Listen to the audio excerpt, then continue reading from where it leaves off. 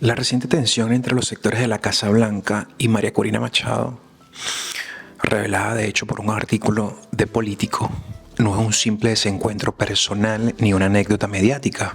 Es el reflejo de un choque clásico entre una potencia que gestiona la transición desde la lógica de la seguridad nacional y una líder opositora que intenta no quedar desplazada en el momento más delicado de su causa política.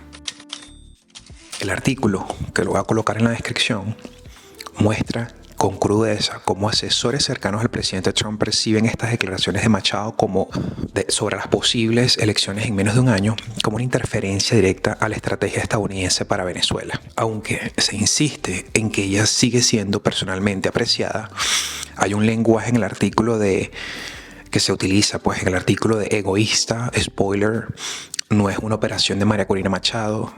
Entonces deja claro que el problema no es de simpatía sino de control. Desde la perspectiva de Washington, Venezuela ha dejado de ser únicamente un problema democrático o humanitario para convertirse en un expediente de alto valor estratégico.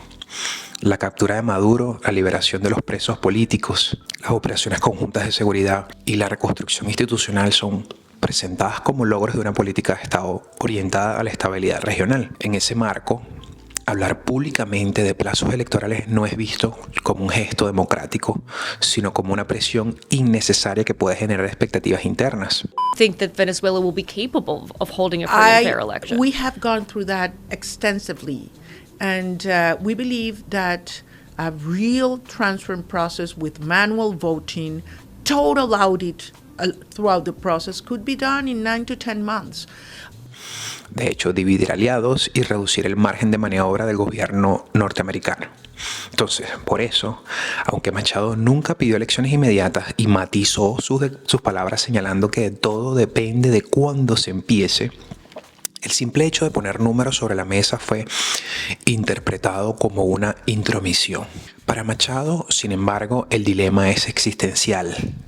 La historia reciente muestra que en transiciones tuteladas por potencias extranjeras, los líderes locales que no logran consolidar su relevancia política en el momento clave suelen ser marginados con rapidez.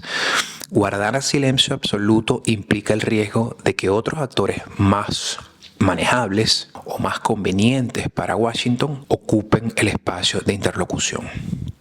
Hablar, en cambio, implica exponerse a ser percibida como un estorbo. Desde ese ángulo, sus declaraciones no son un acto de vanidad, sino una estrategia de supervivencia política. El problema es que esa estrategia choca frontalmente con la lógica estadounidense. La Casa Blanca no quiere una figura que marque el ritmo, sino un proceso que ella misma pueda dosificar y administrar. El mensaje de Trump diciendo que Machado no tiene respeto para liderar Venezuela. Location of opposition leader Machado, and have you been in contact with her? No, we haven't. No, we haven't. Mr. President, Do you have any hesitations about Machado? Mr. President, on Monday. Oh, I think it would be very tough for her to be the leader. She doesn't have the support within or the respect within the country. She's a very nice woman, but she doesn't have the respect to be the Mr. President, is it possible that the Debe leerse como una advertencia más que como un exabrupto. Fue una forma de recordarle que no es indispensable.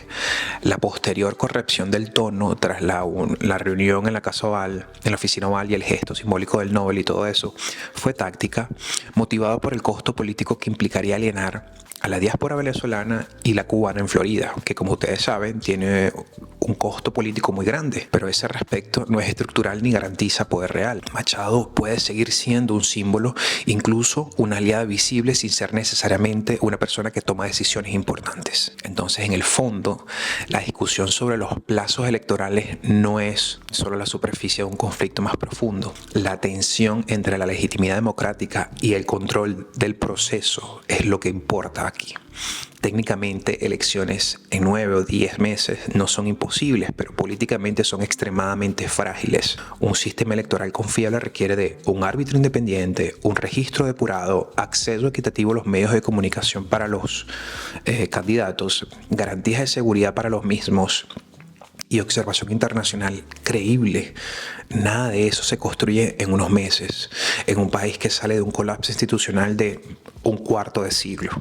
Por eso, cuando la Casa Blanca habla de 24 meses o más, no se trata solo de cautela técnica, sino de asegurar que el entorno esté suficientemente estabilizado antes de soltar el control. Es por eso que voy a explicar acá cómo la historia reciente ofrece lecciones claras. Los tres más grandes ejemplos son Irak, Afganistán y Panamá. En el caso de Irak, tras la invasión del 2003, se optó por elecciones relativamente rápidas con la idea de dotar al nuevo orden de legitimidad democrática. El resultado fue un proceso electoral formalmente válido, pero sustentado sobre un Estado desmantelado. Entonces, las fuerzas de seguridad fragmentadas y profundas divisiones sectarias generaron una inestabilidad institucional. El voto no resolvió el vacío de poder, lo institucionalizó. Entonces, las elecciones produjeron gobiernos débiles y polarización crónica. Entonces, demostró que votar sin el Estado, sin la estructura del Estado, no construye una democracia. En el caso de Afganistán, fue un camino relativamente distinto, pero no menos problemático. Allí se celebraron elecciones bajo una fuerte tutela internacional, con instituciones diseñadas para cumplir con los estándares externos que, estaban más enfocados en solventar los estándares externos que enraizarse en la realidad nacional, en la realidad social del país. Entonces, durante años se sostuvo la ficción de una democracia funcional, mientras el poder real dependía del respaldo militar extranjero. Entonces, cuando ese respaldo se retiró, como usted bien sabe, las instituciones colapsaron casi de inmediato y la elección fue clara. Una democracia de fachada, sin soberanía efectiva ni legitimidad interna, no sobrevivió por sí sola. Fue uno de los más grandes costos políticos del presidente Biden. Panamá ofrece un contraste importante. Tras la intervención del 89, Estados Unidos no destruyó el aparato estatal, sino que lo reorganizó rápidamente. La transición fue breve, pero cuidadosamente controlada, y las elecciones se celebraron cuando ya existía un mínimo de orden institucional. Entonces la continuidad administrativa se produjo. El resultado no fue una democracia perfecta, pero sí un sistema relativamente estable y funcional. Para Washington, Panamá es el modelo más cercano a lo que se está buscando en Venezuela: un control inicial, reconstrucción del Estado y luego elecciones bajo condiciones previsibles. Ese es el horizonte que parece guiar la política estadounidense hacia Venezuela. No queremos un Irak ni un Afganistán, sino queremos una versión adaptada a la panameña. Entonces, María Corina Machado, en cambio, teme que ese enfoque derive de una democracia vigilada, donde el poder real se distribuye antes de que los ciudadanos puedan enfrentarlo en las urnas. Su insistencia en hablar de elecciones responde al miedo de que el proceso avance sin ella y sin una legitimidad claramente democrática. En última instancia, nadie en esta historia es completamente ingenuo ni completamente cínico. Estados Unidos no actúa movido por el altruismo democrático, sino por un interés de estabilidad y seguridad regional. Machado, por lo tanto, no actúa solo por principios también, sino también por necesidad de preservar su liderazgo. Entonces, el conflicto no es sobre debe haber elecciones, sino sobre cuándo, bajo qué condiciones y quién controla el camino hacia ellas. Entonces, mientras esta pregunta no se resuelva, la fricción entre Washington y la principal figura de la oposición venezolana seguirá siendo inevitable.